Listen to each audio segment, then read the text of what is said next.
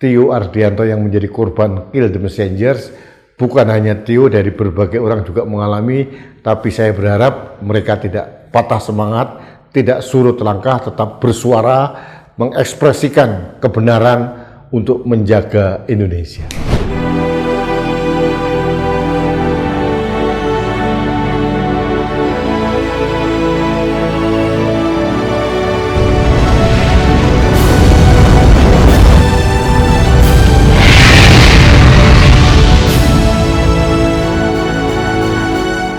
Halo sahabat Indonesia, kita bertemu kembali dalam Opini Rudi di Anak Bangsa TV. Hari ini Rabu 17 Juni 2026. Sahabat Indonesia, kali ini saya akan membahas tentang Tio Ardianto, mahasiswa, anak muda, ini Ketua Badan Eksekutif Mahasiswa UGM tahun 2025, yang sudah pasti seluruh Indonesia tahu tentang Tio Ardianto. Omongannya lugas dan keras, dan sudah pasti itu membuat telinga pemerintah, terutama presiden, pasti agak panas telinganya kalau mendengarkan ujaran-ujaran Tio Ardianto. Dia mengatakan MBG itu adalah maling bergizi gratis gitu. Tapi harus kita akui apa yang dikatakan Tio akhirnya terbukti. Beberapa bulan setelah Tio mengkampanyekan MBG adalah maling bergizi gratis, terbukti di BGN terjadi korupsi yang sangat brutal dilakukan oleh pimpinan BGN.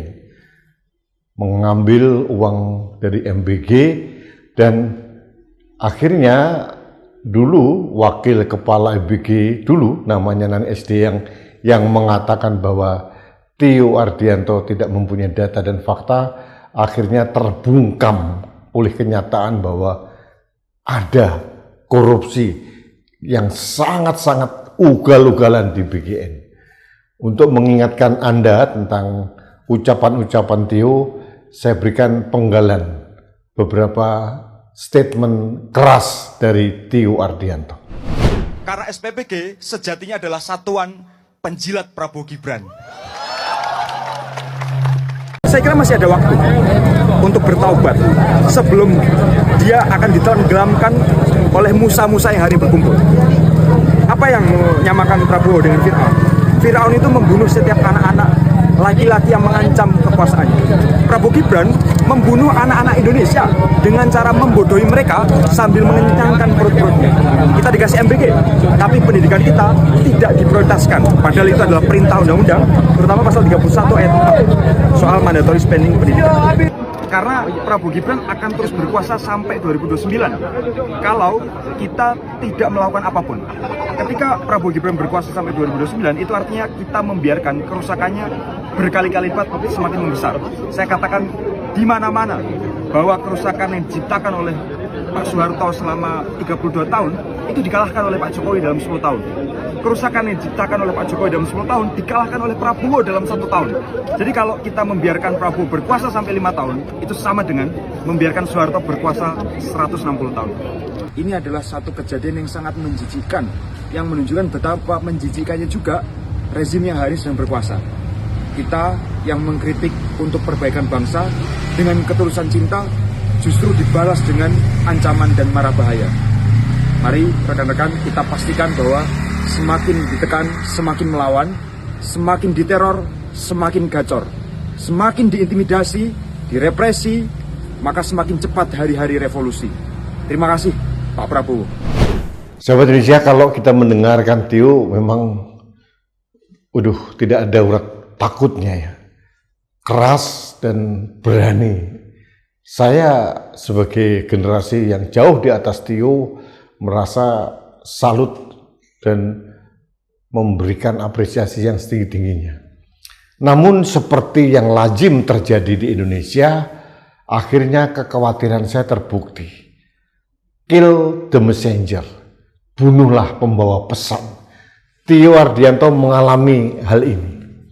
Mulai dikulik-kulik tentang mobil Fortunernya yang konon adalah milik seorang purnawirawan jenderal TNI yang bernama Setio siapa begitu.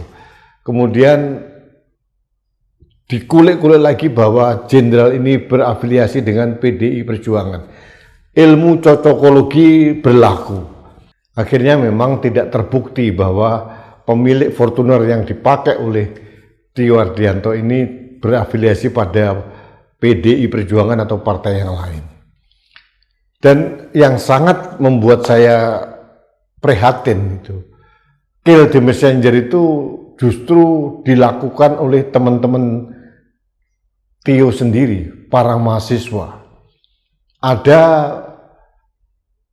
BEM Bersatu kemarin mengadakan konferensi pers bahwa pemilik Fortuner itu terafiliasi dengan partai tertentu. Kemudian mereka seolah-olah mengeliminasi, menegasikan tentang kenyataan bahwa MBG itu bermasalah. Mereka tetap ngotot mendukung MBG dan menyerang pribadi Tio Ardianto. Jadi ini pola-pola yang terjadi. Saya harus katakan aktor di balik Kill the Messenger ini sukses karena tidak dilakukan sendiri, tapi menggunakan tangan-tangan mahasiswa yang menurut saya memprihatinkan para mahasiswa ini. Mereka membuka diri untuk diacak-acak. Jadi inilah yang terjadi di negeri ini. Mereka tidak mau merespon substansi kritik dari Tio Ardianto maupun dari koalisi masyarakat sipil. Yang terjadi adalah kill the messenger. Sama dengan Islah Barawi, Ferry Amsari, Profesor Saiful Mujani, kemudian Ubaidillah Badrun, itu dilaporkan polisi terus karena ujaran kritiknya. Ini juga sama dengan kill the messengers. Ini terjadi pada Andri Yunus, tokoh LBH yang sangat kritis mengkritisi pemerintah maupun TNI, kemudian secara fisik berencana dibunuh juga, disiram air keras, meskipun akhirnya alhamdulillah selamat, tapi mengalami cacat permanen. Ini juga pola-pola kill the messenger yang terjadi. Kill the messenger ini adalah salah satu virus yang menggerogoti demokrasi di dunia ini, termasuk di Indonesia. Mereka tidak lagi mau merespon esensi atau substansi kritikan maupun masukan yang diberikan, tapi langsung menghujam, membunuh pembawa pesan.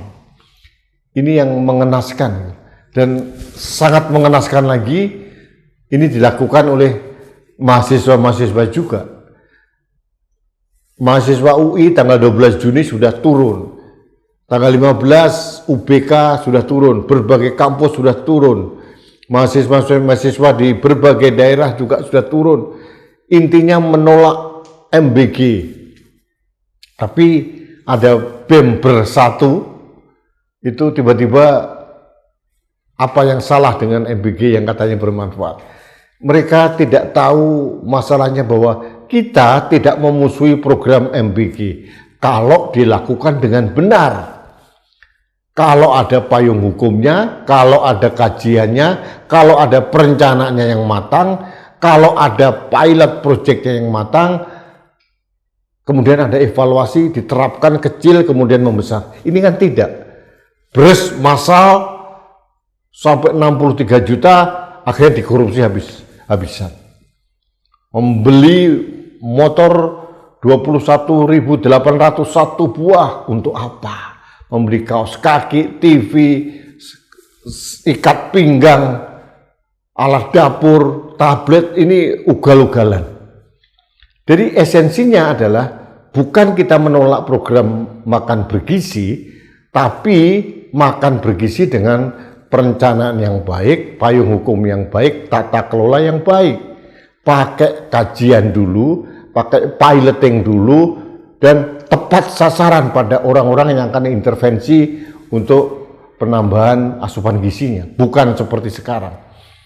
Mahasiswa BEM Bersatu ini yang terdiri dari kampus-kampus swasta mohon maaf yang saya jarang mengenal atau mungkin yang kecil-kecil lah itu mengkritisi teman-teman sendiri, mahasiswa UI, dari UGM, dari ITB, IPB, UNER, Undip, Unpad, ITS.